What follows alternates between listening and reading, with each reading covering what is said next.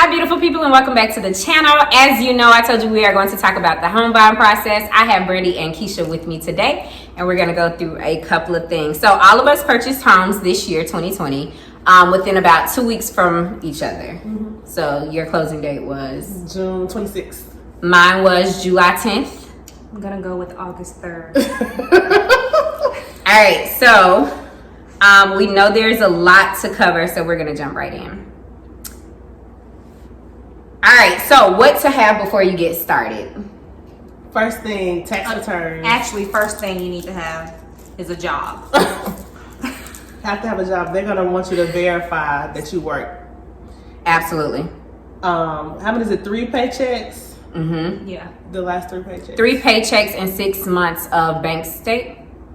No, 2 paychecks, 3 months of bank statements.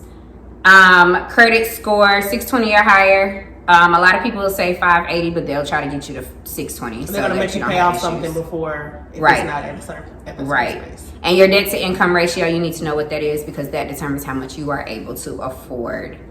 So then we're also going to talk about, I had to have a work verification because I worked abroad. So they had to prove that I actually had a job for the time that I was away from the States. All right, so realizing you're ready to become a homeowner. So when did you realize you were able to, ready to become a homeowner? Well, I thought about it for a couple years, and then it was really very spur of the moment for me. I was like, I'm just gonna do it. And then I just went and did it. I was like, I saw it, and I was like, yeah, I want that one. Mm-hmm. But it was always in the back of my head for the last 2 years. I was like, I'm just tired of paying rent. I think I'm gonna go ahead and just buy a house. And then I kept putting it off, or things would come up. And then one weekend, I was like, I'm gonna go and look at houses. I had a friend who's a real estate agent, and she was like, you just need to go and buy a house. This is the time to do it. This, you need to do it. And I was like, I'm not ready.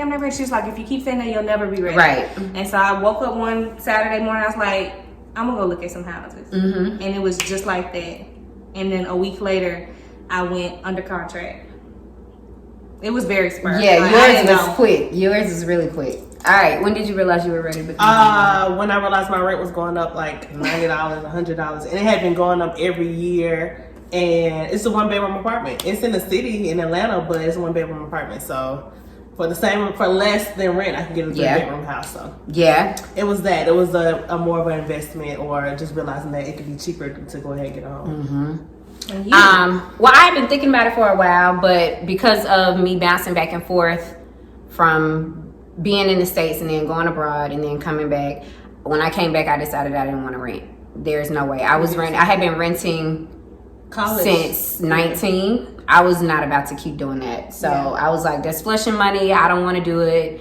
I'm not building anything by doing that. Like you were saying, as far as raising rent every month, I'm not trying to pay for anybody else's way of life. Right. I want to kind of pour into my own. So that leads us into, what did you decide you wanted? The size of the home, new construction, resale, space, location, school system if you needed, HOA. So what did you say in the very beginning that you wanted out of a house? Well, in the very beginning, so maybe some of you know, maybe some of you don't. I'm very paranoid. And so I'm a single woman.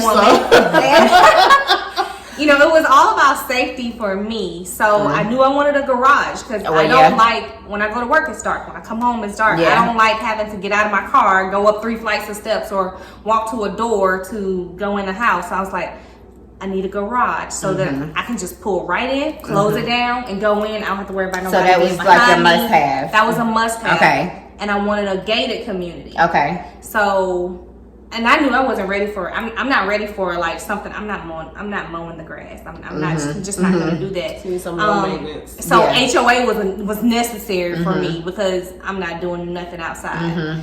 And so I needed a garage. I needed a gated community. Yeah. And that was it for me. And I wanted more space. Yeah. So I wanted at the very least, because you already had a 2-bedroom. I already had a 2-bedroom, 2-bath apartment. On the 3rd floor. It was great. It was nice. A lot of square footage, but I hated that maintenance could come in anytime they wanted. I didn't like the idea of people having a key to my house.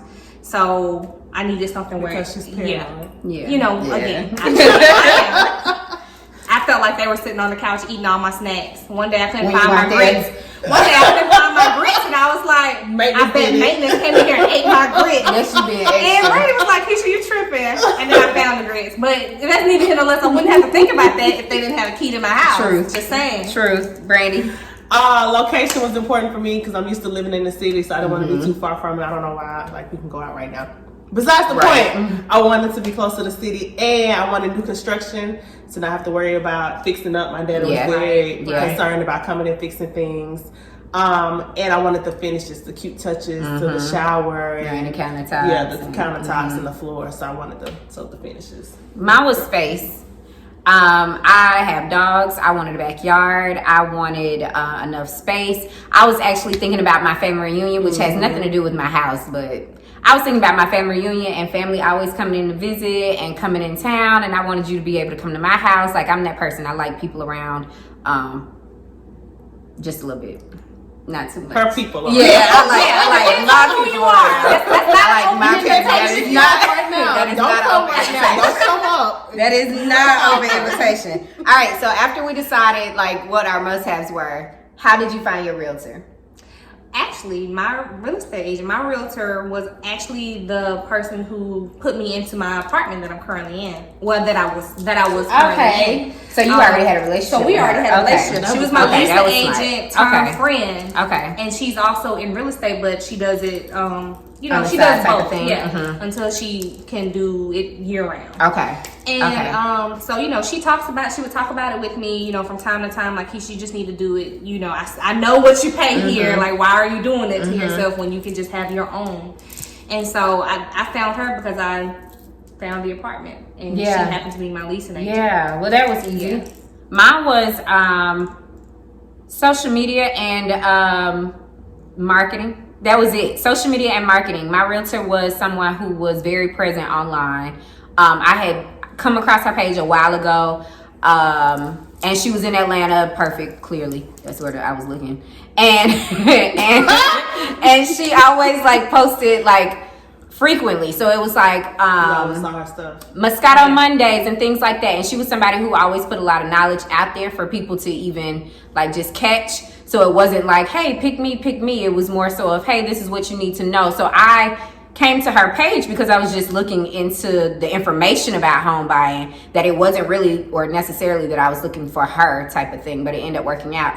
And then while I was abroad, I reached out to her. So when I came back, I was already like a done deal on how I wanted to move. Yeah. With you? I met my real estate agent at a pop-up shop type thing. So it wasn't a referral, it wasn't social media. It literally was just, oh, you want to buy a house, you want, and then I got into it that one person. I will say, and I think Nikki's going to talk about it later, that you do sign contracts when you get with your realtor, and my contract was longer than the average one was. That's what I was about to say. So pay attention when you start working with a realtor and actually sign a contract. Mine was like for 5 or 6 months. So if I didn't like how that person was operating, I wasn't going to be able to get out of it. So I think mine was like 3 months. I think that's the usual. But yours was like what, 190? It was like really. It was 6 months.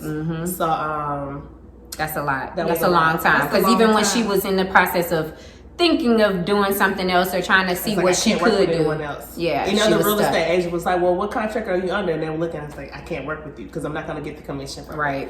One of the reasons why you may pick another realtor is because they might not be knowledgeable of the area you want to move into. So I wanted to stay in the Atlanta area, and some people are like, I'm like, well, what's the nearest mall? Yeah, you got to know the area. What's the nearest grocery store? How's the school system? I don't really know. And see, I wanted somebody who was like about business. I love anybody who is about business, especially but women. Not too cool. But be on your mark. If you're about your business, I can take you all day. So very organized. The apps that we use in the email correspondence, like back and forth, was like right on the money. So even that first impression, I know people bring their best self to the first encounter, but it was really professional, so that's what I stuck with. So shout out to you. And see, I needed somebody that was about it, because but had a switch. I needed them to have a about it switch and a very professional switch, because I never wanted to come out of character. You wanted them to do it for you. I needed somebody who was going to do that for me, because I knew how. Number one, home buying is very stressful. You do need someone that's gonna go to bat for you, that knows their stuff, and to be able to go to bat. Exactly, and I knew I number one, that's not what I do for a living. This is my first time. So I needed somebody that was gonna have my back in situations where, you know, but I also needed them to know how to send a very, you know, strongly worded, professional email. Per our last conversations. Right. So I needed a switch. Those are great qualities. All right, so filing or filling out your loan application, that process, you want to talk about it? It was actually mine wasn't that hard. Yeah, as far as like filling out the That. application, Yeah, filling out the application it's not hard at all. It's just your basic information, what you made, upload your stuff. I had to upload my pay stubs. It was online. You can do paper, but that's ancient. Let's move on up. Yeah, online. We're in 2020. Everything should be now. They had that, but they gave the option of doing it on paper. It was so simple. I think I did one application from my phone. Yeah, and I saved it to my like Google Docs and was able to upload my pay stubs that way. So that's simple. Yeah. Was yours? It was the same. Special? Yeah, mine too. Application process is the probably the most. Was the easiest, right? Yeah. Fill out the application. All right, so let's talk about outside lender versus preferred lender. Okay. So if you don't know, an outside lender would be somebody who you could find on your own. Like if you wanted to go straight through your own bank or someone you knew that was a lender, versus if you're getting new construction and that preferred lender or that bank consults straight out or contracts through that builder, that construction. So what'd you do outside of preferred? I did a preferred lender. Okay. Pros and cons. Would you like me to elaborate? No, I don't know. We might not. I think. Give me one con. I think two cons, two pros. Okay. Two cons, two pros. Cause one con, I would say is, let's go back to me being paranoid. I felt like because they were a preferred lender, that's somebody you work with. That's somebody that the builder's lender, builder's realtor work with all the time. So in my head, they're working for Keisha. Right? I didn't feel like they were really working for me. I felt like they were really working for the builders. Yeah. So that's a con for me. The other con is, well, it was supposed to be a pro. Right. Whereas, you know, since they do work together so frequently, obviously their communication is going to be up to par. Right. However, it turned into a con for me because my preferred lender was not communicating to the builder's realtor, or at least he was communicating. He just wasn't telling the truth when he was communicating. Oh, I do remember this. Okay. Yeah. Okay. Yeah. He would tell the builder realtor one thing and then tell my realtor something different. And so to me, it was a con. The whole lender doing a preferred was a con. Absolutely. I feel like maybe going with the outside lender, you have, you know, at least they're not, I feel like they were in cahoots. Maybe an outside lender, you don't have to feel that way. But then again, I'm paranoid, so, you know, I'll let y'all be the judge of that. So I'll piggyback the same issues, but I'll go with the pro. The pro of using a preferred lender is the perks. So they may say, we're going to cover your closing costs, which could be, $2,500 to $5,000. So they'll give you the perks. They'll say, oh, we'll do this. We'll cover an inspection fee, or we'll get you moved in on a certain date. So using them, that they're in a time crunch because they're working for a builder. If the builder say, oh, this home is going to be ready June 26th, the lender's going to be like, all right, we need to get in on June 26th. Right. If you did your own lender, they may say, well, no, the paperwork is not going to be ready. The numbers are not going to look right till July. So the pro is that they're gonna have more perks and they're gonna be trying to get you in as fast. The con is that maybe the opposite. You may need to take more time and they're not gonna be pushing for you. I worked with an outside lender. My outside lender could care less about what the builder wanted. Could care less, and she had a very strong personality, so she was really like rooting for me the whole time. She made sure my numbers were right. She was like, hey, you may come to the table with more money, but in the long run, I can get you with this interest rate, which could be a lot cheaper than what the preferred lender could get me. So it was kind of like that. It wasn't really much of a pool. So I like that I had the outside lender because I knew she was working for me, but I heard that a lot of people like had the same experiences with the preferred, which I would have liked the, you know, money cut off from the front, but long term, I was happy about it. I was gonna say, well, that pro was true. I didn't have to pay any closing costs because they weren't preferred. I just had to do my down payment. However, I don't know if I told you, I did get a quote from an outside lender. Oh, okay. Beforehand. And was it different? A lot different? Oh, yes. Yeah. Okay. over half in a percentage. Yeah, it was like 1.75% higher. Oh, okay. Than going with the preferred lender. Okay. So, yeah. So I guess yeah, that goes along with when you do apply for a lender, you can do more than one. Do at least 3. And people don't realize that because they pull your credit. A lot of people get nervous about applying. If you apply with all of them within I think it's like a month, or is it?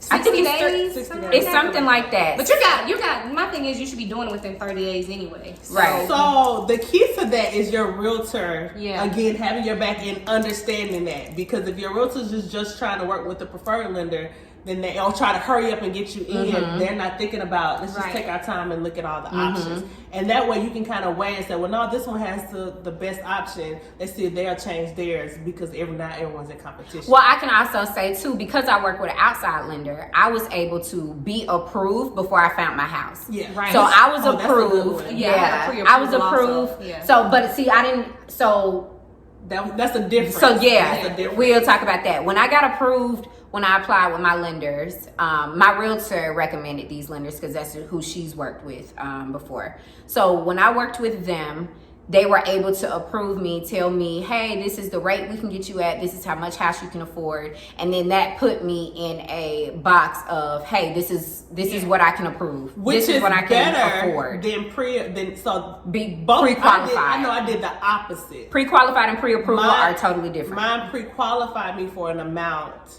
And then it was just based on how much you make, and that's pre-qualified. Yeah. But once they pulled my credit and got all the pay stubs and all the W-2s or whatever it is, W-4s, got it all back, and it was like, okay, well, this is actually what you can get, which may be less. Which may be less, and so then they push you in. But I already like this house, so what do I do? Right.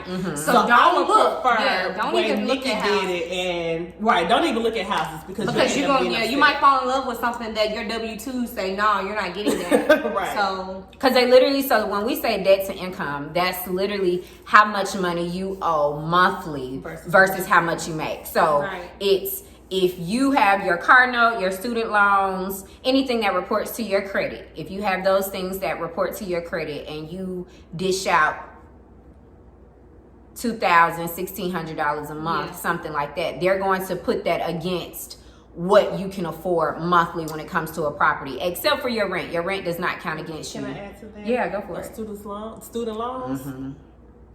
That's where whatever happened back in the day when people said, "Oh, they don't count those no more." They count those. Whatever the Trump administration came out, I'm not supposed to say that on camera. But whatever came in, the things changed. Probably 10 years ago, my student loans wouldn't have mattered, and I probably would have only brought $1,000 to the table, and it would have been done. But now student loan count because you're asking for government assistance. They want to make sure you can pay their loan back and your student loan back. So even if you are on deferments or forbearance, even if you're on, and I'm in school, and even if you're in school, it still counts. So they will tell you, hey, I need you, and it's.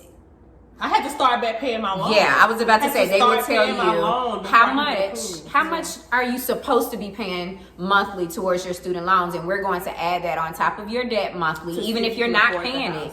To see if you can actually afford the house that you're interested in. I remember Brandy telling me about that. I was like, what? I was like, I'm not even paying my loans. I was like, they're on deferment. They want you to start paying it. And the second thing is, don't get a car before you get a house. If you are thinking about getting a car, get the house first. Get the house first. Get the car the next day. Yeah, but get the house first. But get the or the next week. But who says you can't have your cake and ice cream too? You can have both. All that happens is if you get the car first, it's going towards your debt. Yeah. So that'll be, even if you're already in a $400, $500 car monthly. Yeah. If you get a new one, your credit gets pulled on top of, because they're gonna think, oh, you care more about getting the car first than the house. So just go ahead and get the house first. The car is a negative, the house is a positive. Right. So then we talked about the being pre-qualified and pre-approval. So the pre-qualified is simple. Hey, what's your credit score? How much money do you make? This is how much you can get approved for. And then they don't consider like your debt to income ratio or your student loans, things that so you what we compare, we're trying to figure out how the best to explain that. And what that is literally we can sit down right now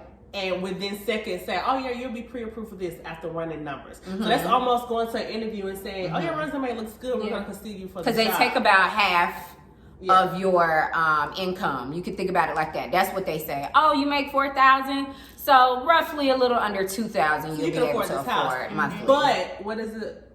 Pre-approved means that, okay, we checked your references for your resume, we looked at your job history, we looked at everything, and no, you can't get this job because you didn't do everything, well. The background history, what you have going you actually failed the test, but you made an attempt. So that you got a gain for effort, right? All right, so y'all want to talk about interest rates, down payments, what to expect. How'd you do with interest rate? Did it fluctuate at all for you? Oh my God. Yeah. My interest rate changed all the way up until the day of closing. Absolutely. It changed every time I got a new number or they decided to run it again, it changed. Yeah. And so that can be kind of frustrating. So in your head, when you start buying a house and they say, okay, you're going to need $5,000 at closing. Triple it. Triple it? Be prepared. And you know, because the paranoid part of me, and sorry I have to keep coming back to this, I felt like I did that anyway because I was like, they're going to try to get me at things. They ain't going to think I'm going to have this money. Just wait. Yeah. So I made sure I had over the amount that like triple. Absolutely. Like you said, like before, if they gave me $2,000, all right, I'll have $7,000 because y'all ain't finna catch me slipping at the closing table. At the closing table. So don't have the bare minimum because you won't be closing. Which is another thing. During COVID, because it has been totally different, they wanted you to have 6 months of reserve. So if your rent was, or your mortgage now would be $1,500, they wanted you to have that times 6. Just to say, hey, if anything happens, because everybody's losing their job right now, do you have enough money in your bank account to be able to keep paying for this house? And because of COVID, I actually had to send in my pay stub every time I got paid so they can verify that you still had a job. As did I. I was like, listen, I'm healthcare. I ain't going nowhere. And I'm educated. Yeah, but they still, every 2 weeks, she would call me and say, you got to send me your new place. Yeah, it was definitely different. I had to do it 3 days before closing, y'all. Yeah. And I was so frustrated. I was literally on the phone. By this time, I was over it. I was like, listen. So I'm closing 3 days. I packed up my printer, scanner. The Wi-Fi's down. So y'all want this stuff? Yes, they do. Yeah, and it changes, and your interest rate goes off of your credit score. So if your credit score is minimum, your interest rate is going to be high. The closing number. So the closing number is the number you need to bring to the table. So the day you go and sign all those papers, they need a specific number. You won't know that number until maybe the morning, maybe the hour before. I knew the second I was getting ready to write on the document. The best thing to do, what I think all of us did, was by that day before, 2 days before, we got a general number. So if the number was 7,000, 8,000, it was 8,000. Then you needed to wire the money in 24 hours. To the closing attorney. Now, again, because of COVID, my bank is only doing appointments. So I had to make an appointment because if you wait too close to time to wire, the money might not be wired in time. Right. So just making sure you have those reserves and everything and being prepared. And they will give you a check back. So if you send them over, they will give you a check back. All right, so let's talk about the paperwork back and forth and how they will call you on the drop of a dime, and you have to stop whatever it is you're doing to send it. Because they didn't care if you were at work. If they needed something, they wanted it right then and there. Because if you don't send it, you're holding up your process. And if you don't respond to them, or you want a response for them, they have 7 business days to get back to you. But you need to do things just like this. But they'll get back to you in a month or so. Absolutely. So one of the quick documents was the closing papers, like right before closing. They needed to give them to you 3 days before. 3 days before. So and you had to sign them immediately. If it wasn't within 3 days, you couldn't close on that day. So the closing packet, you need. My suggestion, if you're a person that doesn't have your email to your phone, or a scanner on your phone, which all new iPhones have, in your notes, if you don't know. will be behind. You got to go check your computer. Get everything sent immediately to and your save phone. all your documents on your phone so that if somebody asks for it, because I know I was asked for documents more than once. Yeah. I even if I had to go to my email and save it right then and there just to forward it, as soon as they ask for it, just send it, because I had to send the same document multiple times. So charge your phone, because that was my problem. That was my problem. I would let my phone die, but I was like, I got the document. Do you have a charger? Because I need my phone died. Okay. What else was? Let's see. Okay, so now we have our funds and our reserves, and now we are talking about, we know what we want to look for, the price, the neighborhood. Now, did you feel pressured in your house? Like when when you like actually what saw what you wanted? Did your realtor tell you, hey, it's going, hey, this neighborhood is this, that, and the third? I felt a lot Were of you pressure. limited? I knew I needed, like I said, my decision, I was like, I'm going this weekend, I'm gonna look. Yeah. And then I don't even think it was the next week, it was like, all right, you need to make a decision now. Yeah. Like, because if you don't, it's gone. It's not gonna be here. It's yeah. gone. Yeah. And the interest rates were supposed to be going up. This was like initially like when COVID was like really starting to kick off, and everybody started talking about a depression. There was like the interest rate's about to go up dramatically, and so is the credit score that you're going to need to have. If you don't do this weekend, absolutely, you're not going to get it. Same with me. So same with me. I would say I don't think I felt pressured. Well, a little bit. It was like that. It was, I could see a house, and as soon as I sent it to the realtor, she would call me in 5 minutes and say, hey, the house is just sold. And there's nothing we can do about it. Hi guys, and thanks for watching. We know due to the content, this video was extra long, so we're doing a part 2. Remember to like, share, and subscribe.